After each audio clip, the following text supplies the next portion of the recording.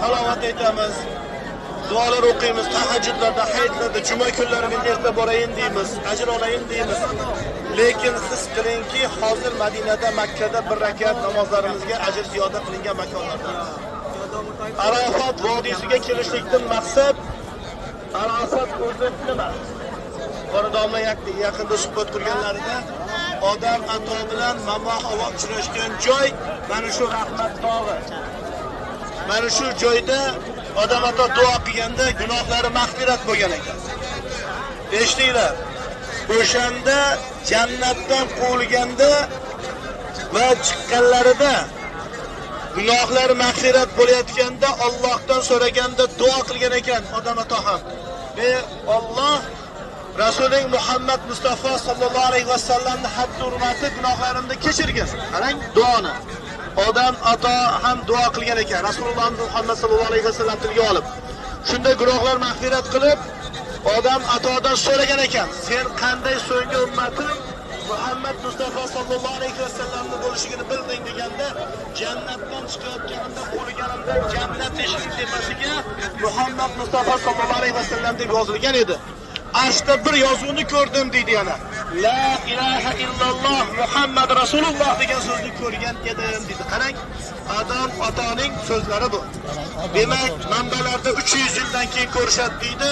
Mana bu rahmat tog'i. O'sha ko'rishgan joy, duolar maqbul bo'lgan joy. Payg'ambarimiz Muhammad Mustafa sallallohu alayhi vasallam eng so'nggi xutbalarini ham mana shu joyda o'qigan. O'shanda tuyalar o'sha xutbalarni ko'tarmasdan cho'kib qolgan deyiladi. Endi so'zni boshlaymiz. Arafat o'zi nima? Bir ma'nosi keladi, Arafat uchrashuv. Kim uchrashdi? Odam ato bilan mamo havo uchrashdi. Arafda o'rganib olding bu, o'rgandingmi degan ma'no chiqadi. Nima o'rganadi? Mana shu joyda Ibrohim alayhisalomga haj arkonlarini o'rgatgan joy Arafat vodiysida bo'ladi. Endi mana siz kelib turibsiz. Allohning chaqirig'i Ibrohim alayhisalomning chaqirigi bo'lgan bo'lsin.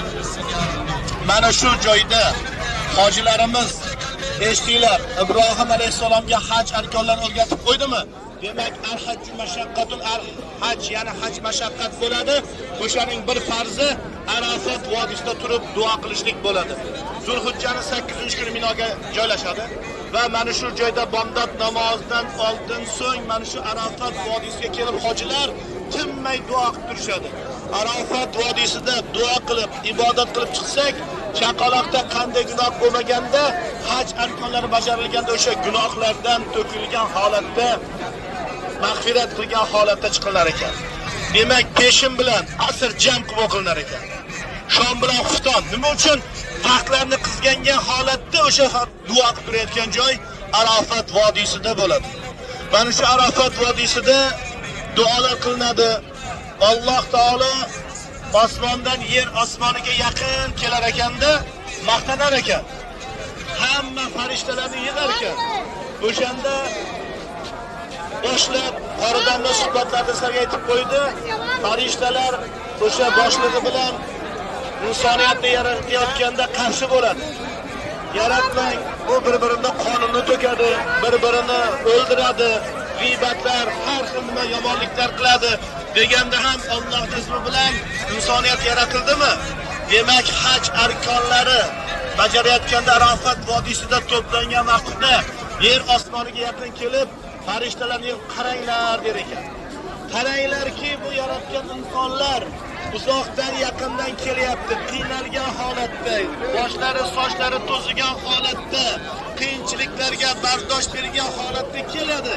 Meni roziligimni olishlik uchun keladi. Men sizlar mana shularning hammasini ko'ringlarki, ularning gunohlarini kechiraman der ekan. Gunohlarni kechirayotgan joy shu Arafat vodiysida bo'ladi. Endi eshtinglar, duolar mustajab bo'layotgan kun bo'ladi. Qalbga solinglar. Duolar mustajab bo'layotgan kun bo'ladi. Qalbga solinglar. Duolar mustajab bo'layotgan tun Ramazon oyida belgilab qo'yadi. Ya'ni aniq vaqt bo'lmasa-da, Ramazonning 3-10 kunligida Qadr kechasi bor. Qadr kechasida tun, o'sha tunda duolar mustajab bo'ladi. Endi yil oyga olsak, duolar mustajab bo'layotgan kun Arafat kuni aniq kun bo'ladi. Tushunib oldingmi? Demak, haj arkonlarini bajarayotganda duolar mustajob bo'layotgan kun Arafat vodiysida bomdod namozidan so'ng to shom namozigacha tinmay duo qilib, gunohlarni mag'firat qilayotgan. Mana shu joyda rahmat odam uchrashgan joyda shu joyda odam atoning gunohlarini Alloh kechgan vodiyda duolar mustajob bo'layotgan kun Arafat kuni bo'ladi. Biz nima uchun kelamiz hojilar?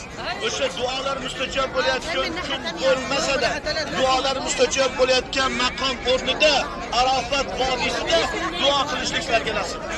Nima uchun? Makka shahrida deydi, yoziladi. Ulamolar, ustozlar suhbat qilganimizda duolar mustajob bo'layotgan maqom o'rinlari biri Haramda, Ka'bada bo'lsa, Ka'ba atroflarida, Muntazamda, Rukn Yamoniyda, Hijr Ismoilda, maqom o'rni Arafat vodiysi hisoblanadi. Shuning uchun biz kelamiz. Mana shu joylarda safarga kelishadi.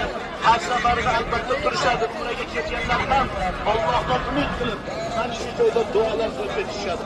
Mana ularga ham bugun bir vaqt ajratildi. Mana shu joyda Arafat vodiysiga kelib duolar qilishlikni Alloh nasib qilsin. Ibrohim alayhisalomga Alloh hajga chaqir deb o'rgatgan joy shu bo'ladi. Ibrohim alayhisalom men chaqiraman, ya'ni chorlayman, kim qanday keladi, hech kim yo'q deganda sen chorla, chaqirib olish mendan dedi. Sizlarni ham Allohning chaqirigiga labbay deb kelayotgan o'sha chaqiriqlarga ham eshitilgan bo'lsin. Va qiyomatgacha deydi, chaqaloqmi, tug'ilayotgan chaqaloqlar kelajakmi? Hammasi umra haj safariga kelsa, Allohning chaqirigini eshitganlar kelar ekan. Ibrohim alayhisalomning chaqirigini eshitganlar kelar ekan. O'shalarning chaqiriqlarini eshitgan bo'lib, Allohning chaqirigiga labbay deb kelganlar qatorida bo'ling. Endi azizlar, mana shu Arafat vodiysida bir duolar qilinadi. Duolar qanday bo'lsin? Yuqorida ham aytdik. 3 ta vakil bo'ladi. Men har bir hojilarga aytaman. Nima uchun? 3 ta vakil bor. Birinchisi birga umra haj qilganlar, ikkinchisi Qur'onni birga yod olganlar, uchinchisi shahid ketganlar. Muhabbat bilan ibodat qilar ekan, bir-biriga opa, bir-biriga aka, bir-biriga ota bo'lib qolar ekan. O'shalarda biri jannatga tushsa, Allohning izni bilan gunohlari mag'firat bo'lib jannatga tushsa, jannat eshiklaridan kirmasdan Allohga xitob qilar ekan. Men falonchi bilan umra qilgan edim. Men falonchi bilan Qur'onni yod olgan edim. Men falonchi bilan, ya'ni shahid ketgan edim. Ular qani? Gunohlari bo'lsa mag'firat qiling. Mag'firat qiling deb Allohga duo qilar ekan. Alloh Karim zot, Alloh Halim zot o'shalarning gunohlarini mag'firat qilib, do'stiga aytar ekanki, qo'lidan ushlab jannatga olib kirib ketishlikning imtiyozlarini berishar ekan. O'shanday umra qilganlar, o'shanday haj qilganlar, o'shanday Qur'on birga yodlaganlar qatorida bo'ling. Qala Rasululloh sallallohu alayhi vasallam innamal a'mal binniyat. Har bir amal niyatga bog'liq bo'ladi. Mana uylarda muhabbat bilan niyat qildingiz. Mana kelolmay qolganlar bor, haqqimizga duo qiling deganlar bor. Payg'ambarimiz Muhammad Mustafa sallallohu alayhi vasallam ham umra safariga ketayotgan sahobiylarga meni ham bir duo qilib qo'yinglar deb aytishar edi. Umra o'zi nima? Umra bu sunnat, uning kaforati nima? Qalb qiling. Gunohlardan farid bo'lishlik faqirlikni ketkazadi. Demak, mana shu Arafat vodiysida kelinglar duo qilaylik. Umralarimizni Alloh taolo dargohida qabul aylab, bizni faqirliklarimiz ketib, bizni jo'natganlarda biriga va'da qilingan, biriga 1000 dinor va'da qilingan, yana kelasi yillarda haj arkonlarida bardavom bo'lishlik hammangizga nasib bo'lsin. Duo qilganlaringda jumla mu'minlar haqqidan so'rang. Yelkangizda bir farishta turadi.